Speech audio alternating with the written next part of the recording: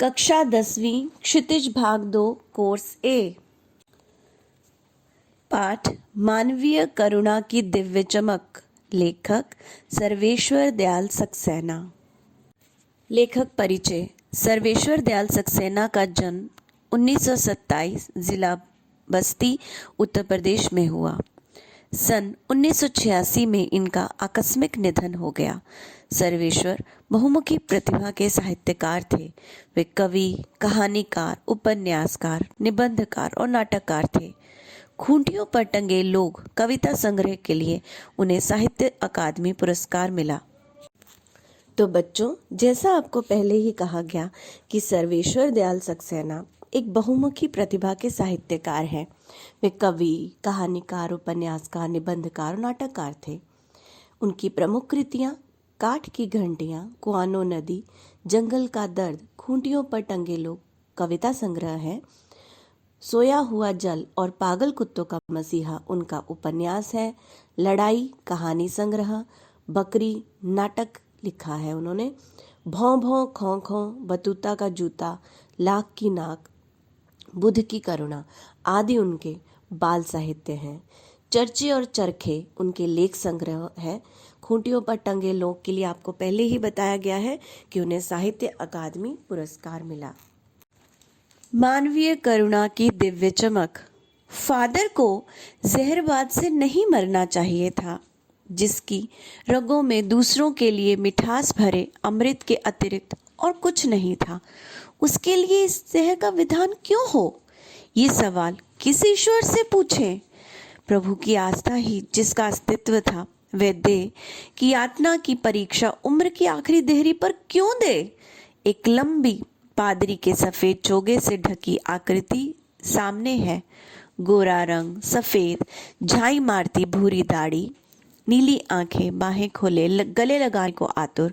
इतनी ममता, इतना अपनत्व इस साधु में अपने हर एक प्रियजन के लिए उमड़ता रहता था। मैं 35 साल से इसका साक्षी था।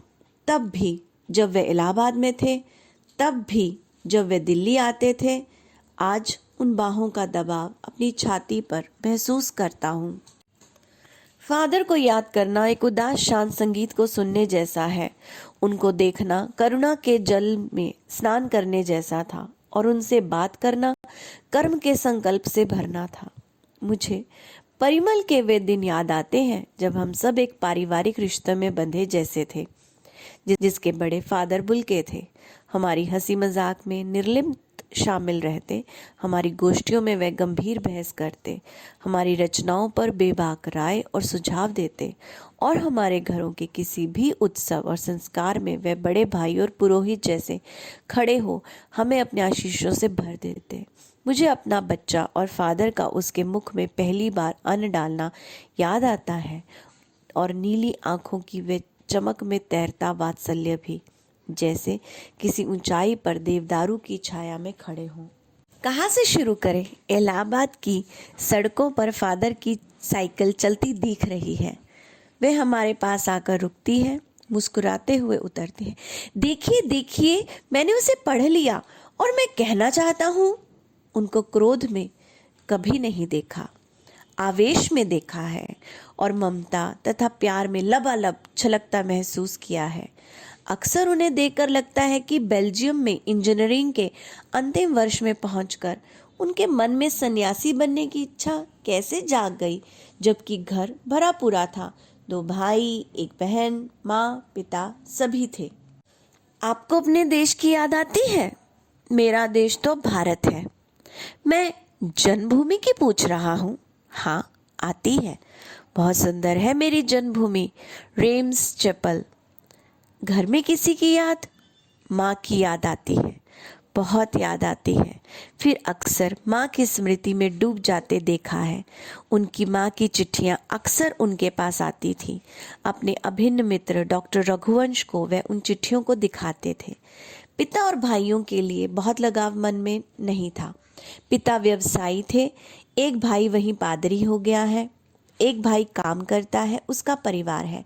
बहन सख्त और जिद्दी थी, बहुत देर से उसने शादी की। फादर को एक बार एक आध बार उसकी शादी की चिंता व्यक्त करते उन दिनों देखा था। भारत में बस जाने के बाद 2 या 3 बार अपने परिवार से मिलने भारत से बेल्जियम गए थे। लेकिन मैं तो सन्यासी हूँ, आप सब छोड़कर क्यों चले आए? प्रभु की इच्छा थी, वे बालकों की सी सरलता से मुस्कुराकर कहते। माँ ने बचपन में ही घोषित कर दिया था कि लड़का हाथ से गया, और सचमुच इंजीनियरिंग के अंतिम वर्ष की पढ़ाई छोड़ फादर बुल्के सन्यासी होने जब धर्मगुरु के पास गए और कहा मैं सन्यास लेना चाहता हूँ तथा एक शर्त रखी कि मैं भारत जाऊंगा। भारत जाने की बात क्यों उठी नहीं जानता, बस मन में आया था। उनकी शर्त मान ली गई और वे भारत आए। पहले जीसेट संघ में 2 साल पादरियों के बीच धर्माचार की पढ़ाई की, फिर 9-10 वर्ष दार्जिलिंग में पढ़ते रहे। कलकत्ता से बीए किया और फिर इलाहाबाद से एमए। उन दिनों डॉक्टर धीरेन्द्र वर्मा हिंदी विभाग के अध्यक्ष थे। शोध प्रबंध प्रयाग विश्वविद्यालय के हिंदी विभाग में रहकर 1950 में पूरा किया। रामकथा उत्पत्ति और विकास परिमल में उसके अध्याय पढ़े गए थे। फादर ने मातरलिंग के प्रसिद्ध नाटक ब्लू बर्ड का रूपांतर भी किया है, नील पंछी के नाम से। बाद में वह सेंट जेवियर कॉलेज रांची में हिंदी तथा संस्कृत विभाग के विभागाध्यक्ष हो गए और यहीं उन्होंने अपना प्रसिद्ध अंग्रेजी हिंदी कोश तैयार किया और बाइबल का अनुवाद भी। और वहीं बीमार पड़े, पटना आए, दिल्ली आए और चले गए। 47 वर्ष देश में रहकर और 73 वर्ष की जिंदगी जीकर। बच्चों, अभी तक आपने जो सुना वो पाठ का आदर्श वाचन है। इससे आपको ये पता लगेगा कि आपको पाठ पढ़ना कैसे है। सारा पाठ आपके सामने नहीं पढ़ा गया है, आप उसे अब खुद अपनी किताब उठाएंगे और पढ़ेंगे। आशा करते हैं आपको समझ में आया होगा कि वाचन कैसे करना है। तो अब शुरू करते हैं पाठ का सार। मानवीय करुणा की दिव्य चमक पाठ में सर्वेश्वर दयाल सक्सेना जी ने फादर बुल्के के बारे में बताया है।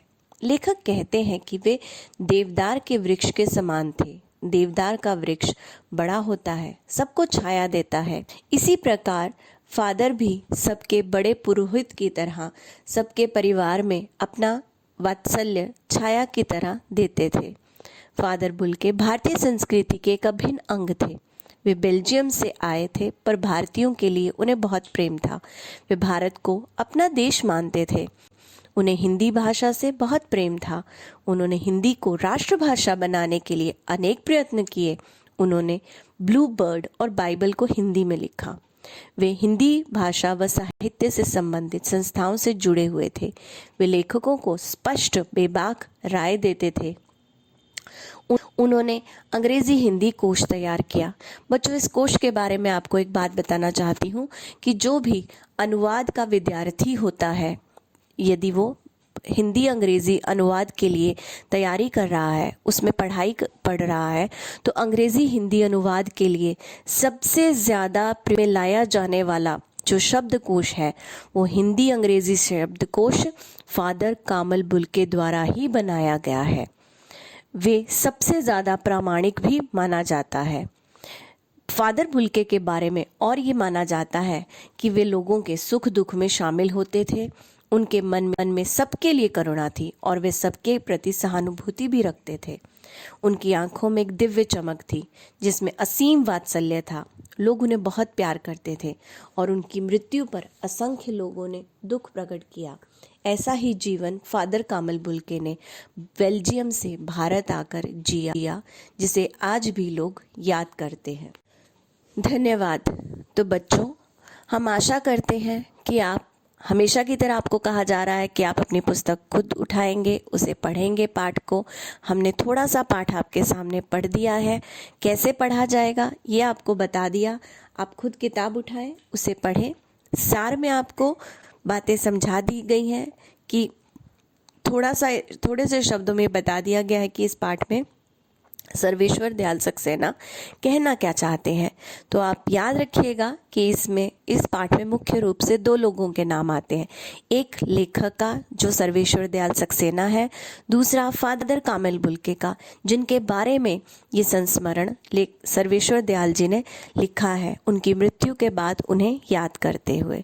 हम आशा करते हैं आपको ये सब बातें समझ में आई होंगी। धन्यवाद।